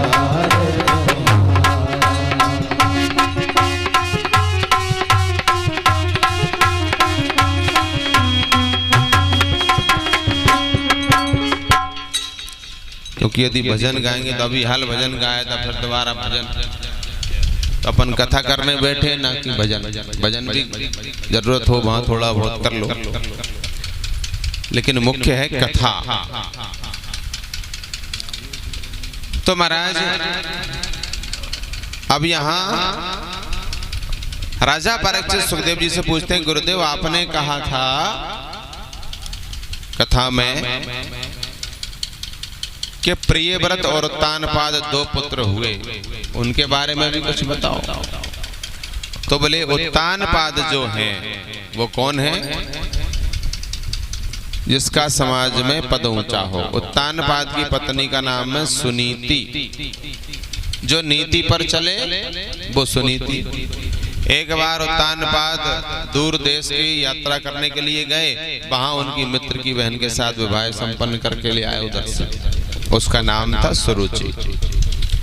अच्छा, सुनीति क्या है? जो नीति पर चले। और सुरुचि कौन है? जो अपनी मति के अनुसार चले, वो सुरुचि।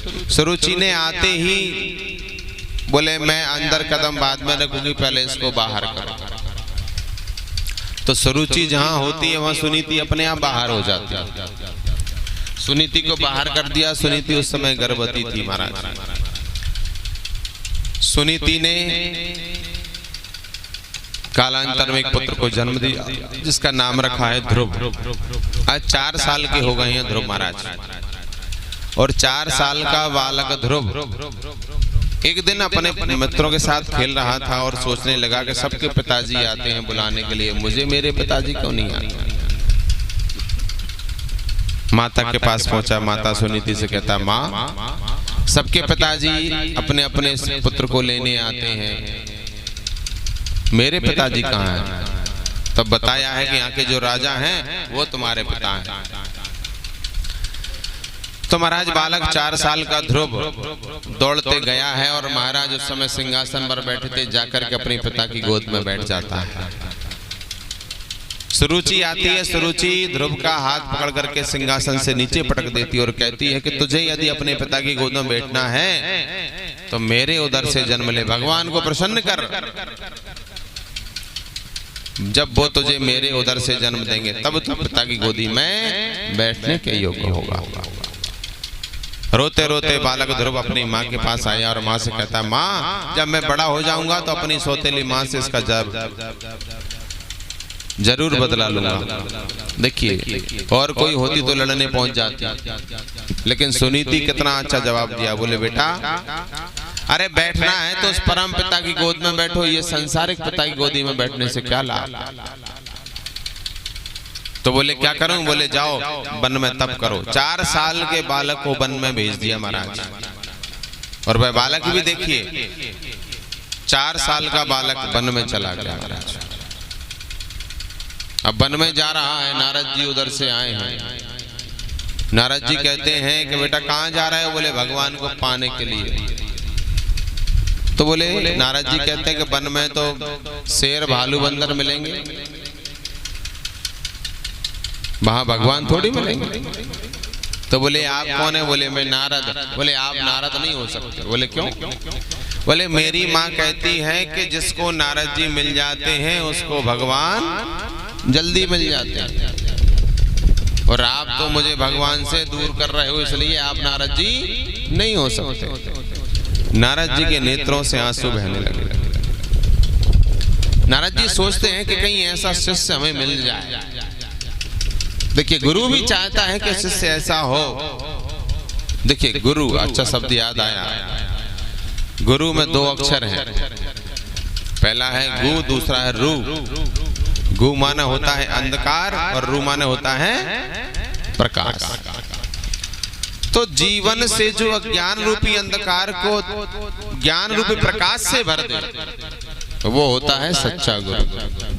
और आजकल तो ऐसे गुरु हो गए महाराज कि हम गुरु तुम चेला, और हमसे दीक्षा लो, वो स्वर्ग जाओ चाहे नरक में, पर हमें रुपया दो।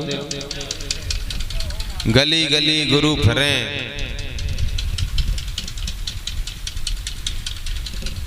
तो महाराज गुरु भी कैसे होते हैं कि पानी पियो छान कर और गुरु बनाओ जान कर।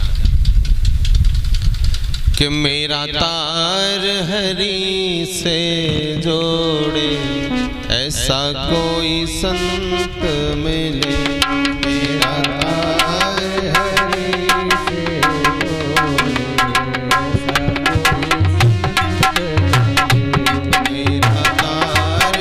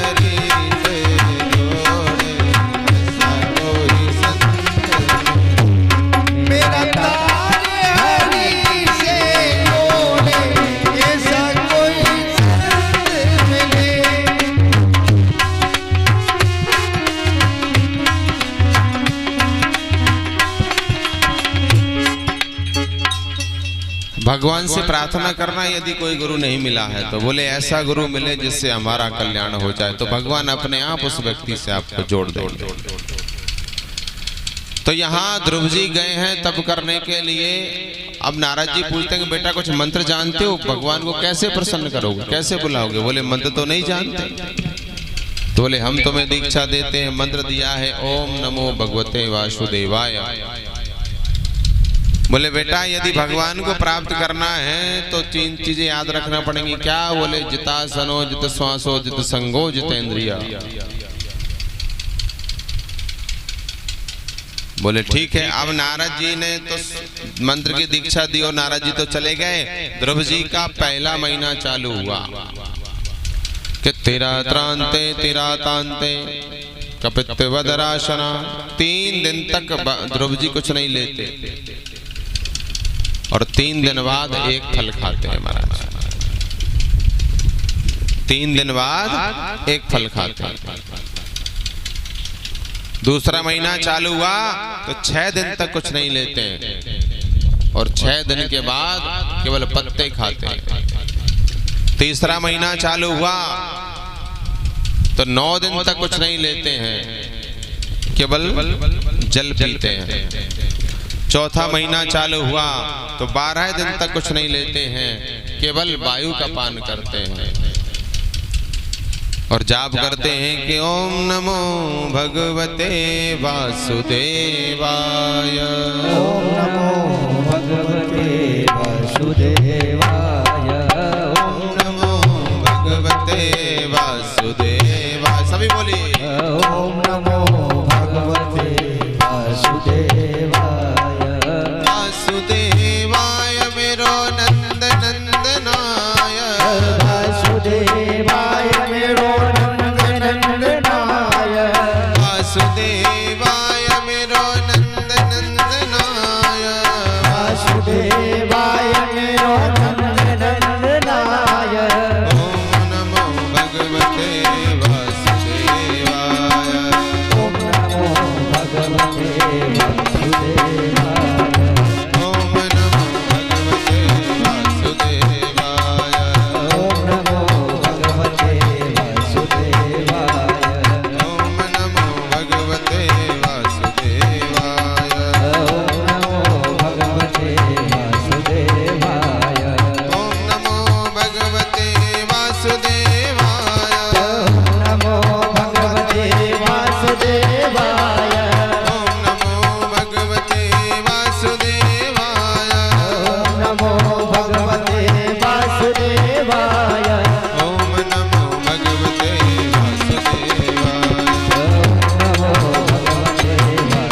वासुदेवाय। ओम नमो भगवते वासुदेवाय। ओम नमो भगवते वासुदेवाय। ये तेरा त्रांते प्राप्ते कपित्वदराशना। आत्मवृत्त्यनुसारेण मास नित्यर्चनन् हरिम्। अखंड भजन चल रहा है महाराज। जैसे ही 5वां महीने लगा तो पंचमे मासनु प्राप्ते जित श्वासो नृपात्मजा। ध्यायन् ब्रह्मपदे केना तस्थौ स्थाणुस्तिवाचलः। 5 महीने में क्या करा? अपनी श्वास को ब्रह्मरंध्र में स्थापित कर लिया, श्वास लेना बंद कर दिया और एक पैर से खड़े हैं महाराज। जैसे श्वास लेना बंद किया है वहां स्वर्ग में सारे देवताओं के सिंहासन हिलने लगे। सांस रोकने लगी, सारे देवता छटपटाए और नारद जी के भगवान के पास पहुंचे हैं महाराज। भगवान नारायण के पास पहुंचे। भगवान नारायण से कहते हैं प्रभु हमारी रक्षा करो, त्राहिमाम शरणागतम। बोले क्या हुआ? बोले एक छोटा सा बालक आपका तप कर रहा है। तो भगवान नारायण कहते हैं कि इतना छोटा बच्चा जब तप कर रहा है तो चलो हम भी उसके दर्शन करने चलते हैं। तो 4 साल के बालक का दर्शन करने के लिए भगवान पधारे हैं महाराज। जैसे भगवान नारायण आए हैं देखा कि बालक तो तप कर रहा है, अंदर भगवान की सुंदर छटा है। भगवान ने पहले उसको बाहर खींचा। जैसे ही खींचा तो ध्रुव जी छटपटाए, नेत्र खोले तो जो छवि अंदर थी वो जो सामने देखी तो मुस्कुराने लगे, लेकिन कह कुछ नहीं पा रहा है। क्योंकि क्या बोले, भगवान की स्तुति करना है, क्या मंत्र बोले, ये तो जानते ही नहीं। अब ध्रुव जी खड़े हैं चुपचाप मुस्कुरा रहे हैं, उधर भगवान भी मुस्कुरा रहे हैं। भगवान तो इसलिए मुस्कुरा रहे हैं कि इसकी जगह कोई दूसरा होता तो अभी दुनिया भर की चीज मांग लेता कि मुझे ये दे दो, वो दे दो, और ये है कि कुछ मांग ही नहीं रहा है, चुपचाप खड़ा है। अब ध्रुव जी सोचते हैं कि हमें कुछ मांगना आए तो मांगे, मांगे क्या। तब भगवान ने क्या किया कि सतं विवक्षन्तम तद्विदं हरि ज्ञात्वास्य सर्वस्य चारद्यवस्थिता कृताञ्जलि ब्रह्ममयेन कंबुना स्पर्श बालम कृपया कपोले। तब भगवान ने अपना शंख ध्रुव जी के उस गाल से स्पर्श कराया, और जैसे ही गाल से शंख का स्पर्श कराया, सारे वेद वेदांत का ज्ञान ध्रुव जी को हो गया। और 40 मंत्रों में ध्रुव जी ने स्तुति करी है। भोले भक्त वत्सल भगवान की जय। मूकं करोति वाचालं पंगुं लंघयते गिरिं यत्कृपातमहं वन्दे परमानंद माधवम। बोले जब उसकी कृपा होती है ना तो मूकम करोति वाचालम, गूंगा भी बोलने लग जाता है। ऐसी कृपा ध्रुव जी पर हुई, बड़ी सुंदर स्तुति की है महाराज।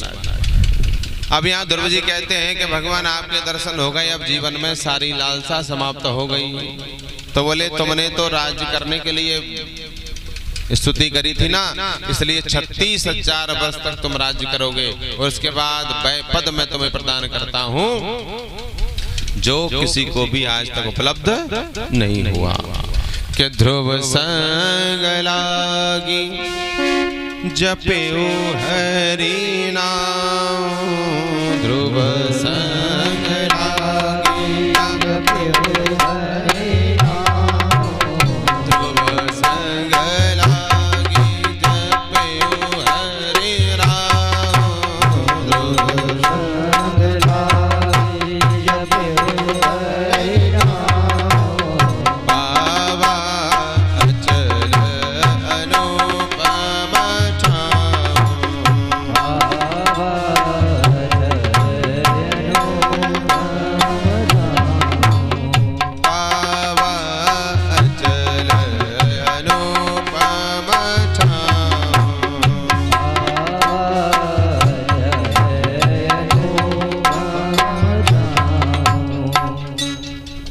कौन सा पद प्राप्त किया? पावा अचल अनुपम ठाहू। आज भी जब विवाह होता है तो साक्षी किसको बनाया जाता है? बोले ध्रुव तारा को देख लो, 36,000 वर्ष तक राज्य किया है। स्वयं महाराज उत्तानपाद अपनी पत्नी सुरुचि को साथ में लेकर के हाथी पर बैठ करके अपने पुत्र ध्रुव जी को लेने आए हैं। महाराज ध्रुव जी को राजगद्दी पर बिठाया है। उधर माता सुरुचि ने भी एक पुत्र को जन्म दिया जिसका नाम है उत्तम। यक्षों के साथ युद्ध हुआ है, उत्तम यक्षों के द्वारा मारा जाता है। ध्रुव जी ने भी बहुत सारे यक्षों को मारा है, तो ब्रह्मा जी प्रकट हुए। देखिए ध्रुव जी ने यक्षों को क्यों मारा? भगवान का दर्शन किया फिर भी इतना क्रोध क्यों? ध्रुव जी को भगवान का दर्शन तो हुआ, लेकिन ध्रुव जी ने कभी अपने जीवन में सत्संग नहीं किया था। और सत्संग ना करने से द्वेष भाव उत्पन्न हो गया, इस कारण से यक्षों को मारा। तो सत्संग करना भगवान के दर्शन से ज्यादा लाभदायक है। बोलो जय श्री कृष्ण। आज की कथा को यहीं विश्राम करते हैं, शेष कथा कल हम ठीक कितने बजे?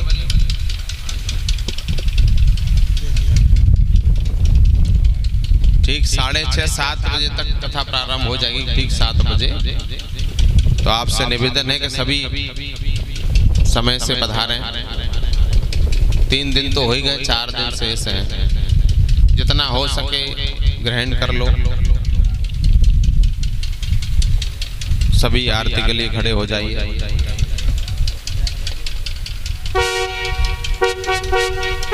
आरती के बाद फिर एक भजन हमारे भाई गोपाल जी फिर एक भजन करेंगे आरती के बाद।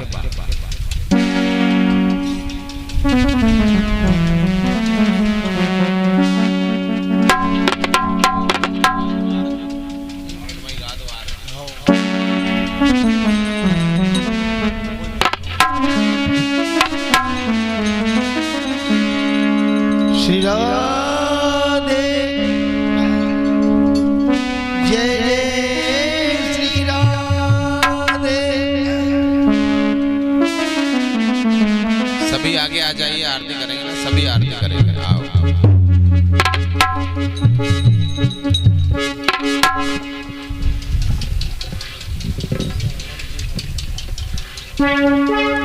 हरि कर दीपक बजावे शंख सुरपति, गणपति झांझ भैरो झालर झरत है। नारद के कर बीन शारदा गावत जस, इत हम श्री भागवत जी की आरती करत हैं। चंद्रमा मनसो जात चक्षो सूर्यो अजायता, श्रोत्राद्वाश्च प्राणश्च मुखादग्निरजायत।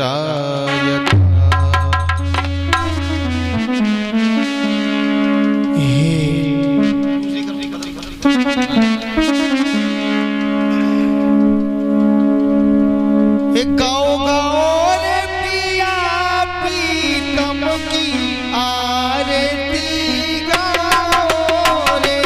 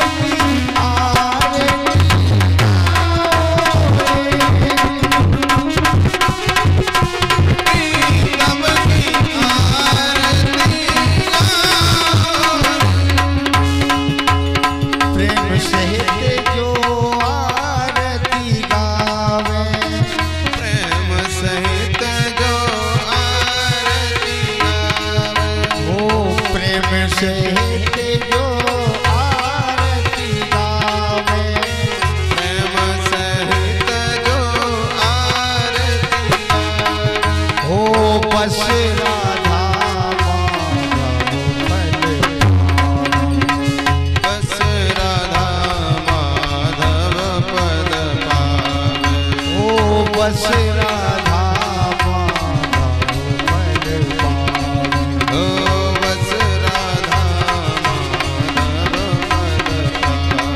गाओ गाओ रे पिया प्रीतम की आरती गाओ रे।